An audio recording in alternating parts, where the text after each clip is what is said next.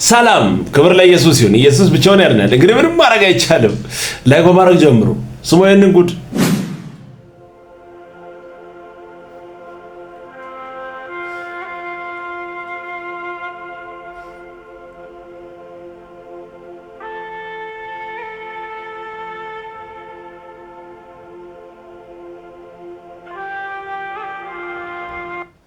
በመስቀል ላይ ተሰቀለው እየተሰበከ መስቀል እያሳዩ እንደገና መቃወም ክላሽ አያረግም።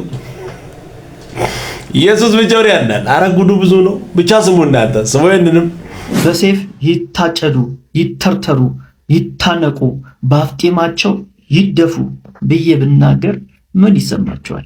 መቼም ክርስቲያኖች ከሆናችሁ ደስ እንደማይላችሁ ይታወቀ ነው። ምክንያቱም እኛ ክርስቲያኖች በመርገም ፈንታ በረከትን ልንናገር የተጠራን ሰዎች ነን። ታዲያ ሜሎስ ይህን ሐሳብ ከየት አመጣው? ይቆረጡ፣ ይታጨዱ፣ ይታነቁ፣ በአፍጢማቸው ይደፉ የሚለውን ሐሳብ ከየት አመጣው ካላችሁ የማርያምን ድንግልና የማይቀበሉ ሰዎች የሚደርስባቸው ዕጣ ፈንታ እንደሆነ ማርያም ይናገራል። ታምሩን ላንብብላችሁ። እንደዚህ ይላል፣ ድንግል ሆይ ንጻ ድንግልናሽን የሚክዱ በሚካኤል ሴፍ ይታጨዱ፣ እንዲያም ተፍገምግመው ወደ ሲኦል ይውረዱ።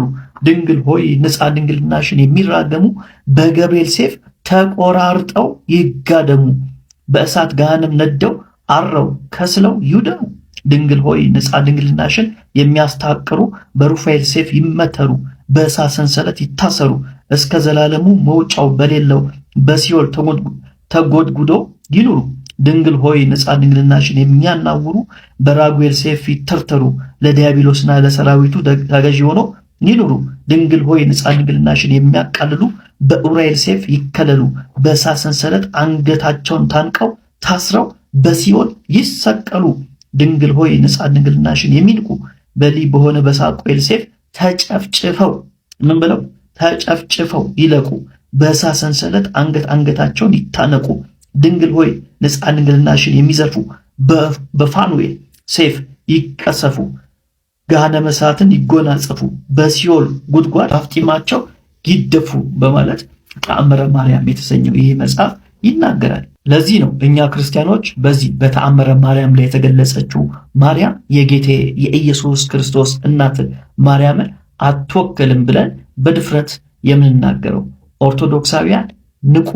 ሰው ሰራሽ ከሆነ ከእንደዚህ አይነት ትምህርቶች ራሳችሁን ጠብቁ። እኛን እግዚአብሔር አድኖናል፣ አምልጠናል። ኦርቶዶክሳውያንም አምልጡ። ይሄ ምን ጉድ ነው?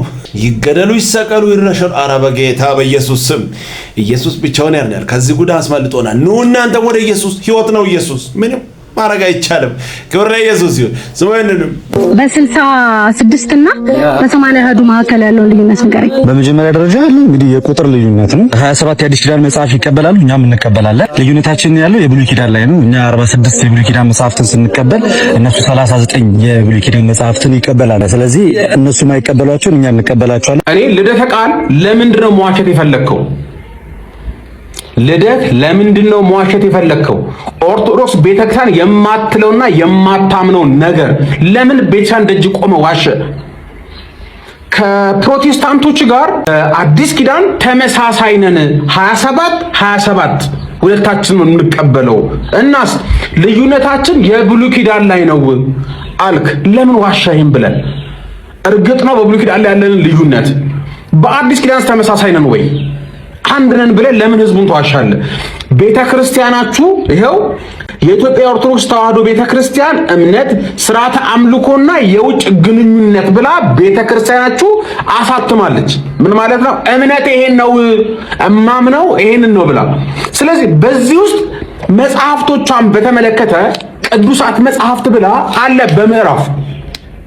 ታዲያ ቅዱሳት መጽሐፍት ብላ እኔ ፎቶን ዲስፕሌይ አደርግላችኋለሁ። ይሄው የብሉይ ኪዳን ዝርዝር በሙሉ ዘርዝራ ከታች ድምር 46 ይላል። እሺ ስትገልጥ ደግሞ አዲስ ኪዳን ሙሉ አዲስ ኪዳን ተጠቅሷል። ከዛስ የሥርዓት መጽሐፍ ተጠቅሷል ድምር 35። ከዛስ ከታች እንደገና የብሉይ ኪዳን መጽሐፍት ድምር 46፣ የሐዲስ ኪዳን መጽሐፍት ድምር 35 ጠቅላላ ድምር 81 ብላ ቤተክርስቲያናችሁ አስቀምጣለች። ህዝቡን ለምን ተዋቸዋለህ? አንተ እኮ በተናገርከው ሂሳብ መሰረት 46 ብሉይ ኪዳን 27 ደግሞ አዲስ ኪዳን ካልክ እኮ በድምሩ ስንት ነው? 73 እኮ ነው። ሂሳብ እንኳን ማንችን ነው የሚመስልህ። ለምን ተዋሻለህ? በቃ የኦርቶዶክስ መምህራን እንደፈለጉ ይናገራሉ፣ ልክ እንዳንተ። ህዝቡ ዝም ብሎ ይሰማል፣ ልክ እንደ ልጅቱ። የኦርቶዶክስ ቤተክርስቲያን እኮ ከወንጌላውያን ጋር ብቻ እኮ አይደለም፣ ዓለም ላይ ካሉ ከኦርቶዶክሳውያን ጋርም ጭምር በመጽሐፍ ዙሪያ አትስማማ። በብዛትም አትስማማ፣ በይዘትም አትስማማ። ይሄን ሁሉ መጽሐፍ የሰበሰበች ብቸኛዋ ሃይማኖት ኦርቶዶክስ ተዋሕዶ ቤተክርስቲያን ናት። ሌላ ቦታ የለም በፍጹም። ኢቭን ያሉት እንኳን ቢሆኑ አንዳንድ ኦርቶዶክሳውያን መቃቢያንን ይቀበላሉ፣ ሌሎችንም መጽሐፍቶች ይቀበላሉ፣ ሄኖክንም ይቀበላሉ። ነገር ግን ውጭ ያለው መቃቢያና ኢትዮጵያ ያለው መቃቢያን፣ ውጭ ያለው ሄኖክና ኢትዮጵያ ያለው ሄኖክ ሆድና ጀርባ በፍጹም ማይገናኙ ናቸው። ስለዚህ ልዩነታችን በቁጥር ነው ያልከው ሐሰት ነው። 27 የሐዲስ ኪዳን መጽሐፍትን አትቀበሉም። የምትቀበሉ ስንት ነው? 35 መጽሐፍት። የቀሩትን ስም ዘርዝር ካልከኝ ልዘርዝረው።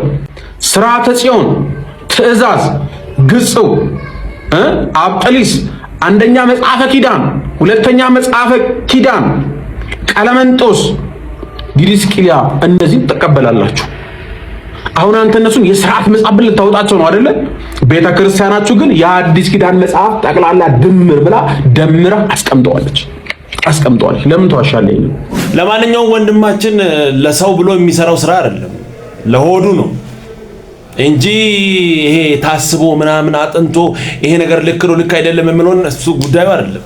ሰው ሲፈልግ ለምን ሰው ላይ አይገባም? ዋናው እሱ እየዋሸም ቢሆን የነሱን ደካማ ጎን ፈልጎ አገኝቷል። ጴንጤን ከተቃወመ እዛ ቤት ይወደዳል። ያችን ያቃል በቃ በዛ በኩል እየገባ የሌለውንም እናገራል። ምክንያቱም ጠያቂ የለም። ለምን አይልም? ሰው ለምን ብሎ መጠየቅ ብችል ኖሮ ኢየሱስ ጌታ እንደሆነ ሌላ አምላክ ምንም እንደማያስፈልግ ተረድቶ ድሮውኑ ጌታን ተቀብሎ ጨርሰው ነበር። በ59 መንገድ ትገባለህ ተብሎ እኮ የተቀመጠው ይቻላል ስለተባለ እኮ ነው። ለምን ብሎ የሚጠይቅ የለም። ይቻላል ከተባለ ተባለ። ምን ችግር አለ? ምን ሞክር አይባልም። ቃሉ የምናገረው ነው። ኢየሱስ ያድናል። እንደዚህ ውሸትን ገልጦ ማሳየት ደስ የሚል ቆንጆ መልእክት። ክብር ለኢየሱስ ይሁን። ስሙን እና ይሄ ምኑ ያስገርማል? ጳጳስ ሲያጨስ ነው አይቻለሁ። ጳጳስ እያጨሰ ጋር ምን ትላላችሁ? እስቲ ሲጋራውን ቡል እያደረገ መተው እጁን ሳም አድርገው ትሄዳሉ። ምመነ ተወዳጆች ኮፒ ሊንክ ማድረጋችሁን እንዳትረሱ። በቃ እኛ ብቻ አይደለም መተን ስነግራችሁ እውነትን መስማት ማትፈልጉት የራሳችሁም ሰው መጥቶ ሲነግራችሁ እውነትን መስማት ነው። ጭራሽ እውነት የሚባል ነገር ማመን፣ መስማት፣ መቀበል ነው ለካ ማትፈልጉት። ለአገልግሎት ውጪ ሄጄ ጳጳሱ ሲጋራ ሲያጨስ አየሁኝ ብሎ ሲያወራ ኮሜንት ላይ መታችሁ ኤአይ ነው በሉኝ ምናምን አባ አይባልም ውሸት ነው ምናምን። እሱም ደግሞ ሲያይ ተገርሞ ነው አይቶ አያውቅም ሲያጨሱ ምናምን። ከዛ እናንተም ደግሞ ተስቃላችሁ። እዛ ትምህርት ላይ ያላችሁ ኮሜንትም ደግሞ ገብታችሁ ምናምን ትገረማላችሁ። አይታችሁ ኧረ አይባልም አክቹአሊ ታውቃላችሁ ውስጥ ያለው አይባልም፣ አይነገርም፣ አደባባይ ላይ ነው ሚስጥራችንን አወጣህብን ነው። አንዳንዶቻችሁ ግን ውሸት ነው። እናንተ ጋር እንዴ በሚጠጣ በሚጨስ አንዴ ጠላ እንዴ አረቄ ምናምን የሞላው እናንተ ጋር የዓለም ሕዝብ እኮ በእናንተ ነው የሚገረመው። ለምን የምታስመስሉት እንደማያውቅ ሰው አታረብ። እንደናንተ ኃጢአትን አፕሪሼት የሚያደርጋል እንዴ? እንደናንተ ዘፈንን፣ እንደናንተ ዝሙትን፣ እንደናንተ መጠጥን፣ እንደናንተ እርኩሰትን አፕሪሼት የሚያደርጋል? እናንተም ደግሞ የተማራችሁት ከአባቶቻችሁ ነው። ስንዴ እንጂ በቆሎ አይደለም። መጠጥን፣ ስካርን፣ አመፅን፣ መደበልን እግዚአብሔር ላይ ምንፍቅናን የተማራችሁት ከአባቶቻችሁ። ከፍሎ የሚያምን አይደለም መናፍቅ ማለት። ከፍላችሁ ከሆነ ወጣኑትና ቀድማችሁ ስም ለኛ ሰጣችሁ እንጂ በስማችሁ ጠራችሁን እንጂ ማንኛውም አታስመስሉ። እንደናንተ የመጠጥ ጋን የሆነ የለም፣ እንደናንተ የሚያጨስ የለም፣ እንደናንተ ኃጢአትን አፕሪሺየት የሚያደርግ የለም። ስለዚህ አታስመስሉ። አማርኛ ነው የምናወራውና እንግባባ። እኛ እንነቃባችሁ።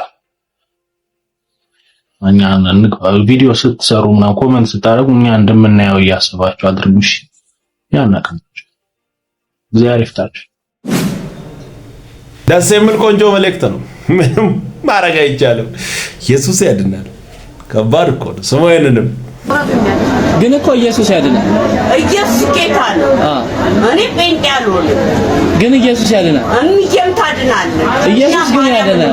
ኢየሱስ ለመዳን በብዙ መንገድ መሄድ ይቻላል ተብሎ የተማረ ሰው እንትናም ያድናል የተባለ ሰው ምን ኢየሱስ ብቻውን ያድናል ሲባል እንዴት አይዋጥም እኮ ከባድ እኮ። ክብር ለኢየሱስ ይሁን። እንደ ቆዳ እንዲህ ተገፎ ይነሳል እንጂ ብቻውን ኢየሱስ ያድናል። የማያድነውን ያልሞተውን አምጥተን ቁጭ አናረግም፣ ዝም አንልም። ኢየሱስ ብቻውን ያድናል። ይሄ እውነት ስለሆነ መጽሐፍ የምናገረው እሱ ስለሆነ ሐሰትን ተቀብለን ማርፈን አንቀመጥም። ኢየሱስ ጌታ ነው። ወጥተን በአደባባይ እንመሰክራለን። ብቻውን ያድናል። አስተዋጽኦ አያስፈልግም። ሼር አድርገን አጋጭተን አይቻልም። ክብር ለኢየሱስ ይሁን። ስሙ ይሄንንም ይሄን ዘፈን ሰምቶት ማያውቅ ሰው ካለ እኔ ይቀጣል። የእውነት ከነዚህ ዘፈኖች መሀል የሆነ አንዱን እንኳን ያልሰማ ሰው ካለ እኔ ይቀጣል። ችግር የለውም። አንተ ሰው ሁሉ ወደ ቤት የገባ ምንድነው እዚህ መቃሚያ ላይ ክለብ ላይ ምናምን አንተ ሲያስጨፍር የነበረ ሰውዬ አሁን ገብቷል።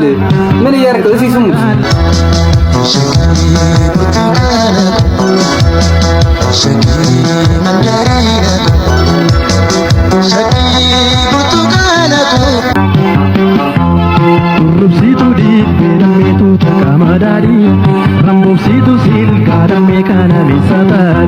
ከዛ ወደዚህ ነው ወንድሜ ኤልሻዳይዳ ደንዳዳ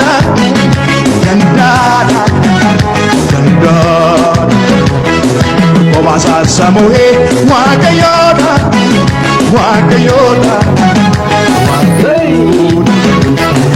ኤልሻዳይዳ ደንዳዳ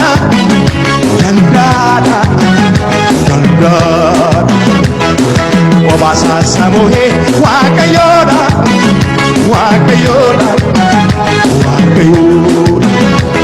ክብር ለኢየሱስ ይሁን። ሰው የት ይሄዳል? ከኢየሱስ ውጭ እኮ ህይወት እረፍት የለም። እያመለጠ ነው ትውልድ። ኑ አምልጡ ወደ ኢየሱስ። ክብር ለኢየሱስ ይሁን። ብቻውን ህይወት ይሰጣል። ምንም ማድረግ አይቻልም። ያለ እግዚአብሔር ፍቃድ በእናንተ ላይ የሚሆን ነገር የለም። ያያል፣ እንባችሁን ያያል፣ ሐዘናችሁን ያያል፣ የምታልፉበትን ያያል፣ የሚደረግባችሁን ያያል፣ ይመለከታል። ጌታ ባይመስልም ራሱ እግዚአብሔር ያያል። መክብብ 3 ቁጥር 11 ላይ ነገርን በጊዜው ውብ አድርጎ ሰራው ይላል አይደል? አንተ በእግዚአብሔር መስመር ትክክለኛ መንገድ ላይ ሁን እንጂ ቆየ ማለት አላየም ማለት አይደለም። እያማረ እየተዋበ አንተ ብቻ ትክክለኛው መንገድ ላይ ትክክለኛው አቅጣጫ ላይ መሆን እርግጠኛ ሁን እንጂ የማያይ ራሱ መሰለሽ እንጂ እግዚአብሔር እንደሆነ ያያል። ላይመስል ይችላል ግን እግዚአብሔር ያያል። ደስ የሚል ቆንጆ መልእክት። ምንም ማድረግ አይቻልም። ብቻውን ህይወት ይሰጣል። ኢየሱስ ያድናል። ክብር ለኢየሱስ ይሁን። ቀጣይ በሌላ እንገናኛለን። ሰብስክራይብ፣ ሼር፣ ላይክ ማድረጋችሁን እንዳትረሱ። ወዳችኋለሁ። ተባረኩ።